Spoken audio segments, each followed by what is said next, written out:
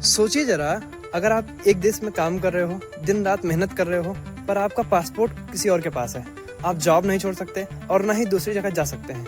यही था कफाला सिस्टम और अब सऊदी अरेबिया ने कह दिया है कि हम इसे खत्म कर रहे हैं। पर सवाल ये है कि क्या सच में सिस्टम खत्म हुआ है, और सबसे बड़ा, इससे इंडियन वर्कर्स पर क्या असर पड़ेगा। चलिए पहले समझ लेते हैं कि आखिर कफाला सिस्टम है क्या। कफाला अरेबिक वर्ड है, मतलब स्पॉन्सरशिप। गल्फ कंट्रीज में जैसे सऊदी अरब हो गया, कतर हो गया, कुवैत हो गया, में फॉरेन वर्कर्स का वीज़ा किसी लोकल स्पॉन्सर के थ्रू मिलता है।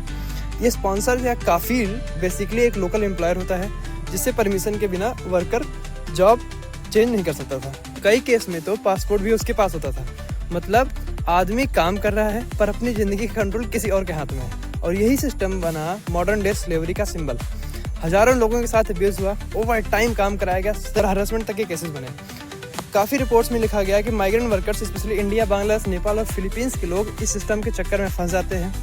किसी ने बॉस से परमिशन मांगी तो वीज़ा कैंसिल, किसी ने कंप्लेन की तो डिपोर्ट हो गया।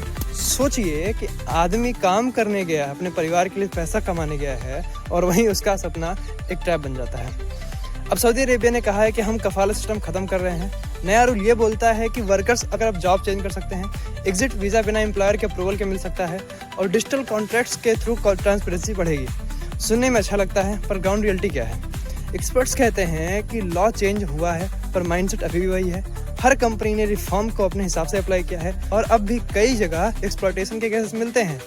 तो कहने को कफाला एबॉलिश हो गया है, पर असल में कफाला रिब्रांडेड हो गया है। अब बात करते हैं इंडिया की।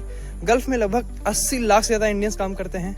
उनसे जो पैसा आता है, रिमिटेंस, जिसे रिमिटेंस कहते हैं, वो हमारी इकोनॉमी के लिए एक लाइफलाइन है। अगर सऊदी का सिस्टम लिबरल होता है तो इंडियन वर्कर्स को जब जॉब स्विच करने, सैलरी नेगोशिएट करने और बेटर कंडीशन मिलने के चांसेस बढ़ेंगे।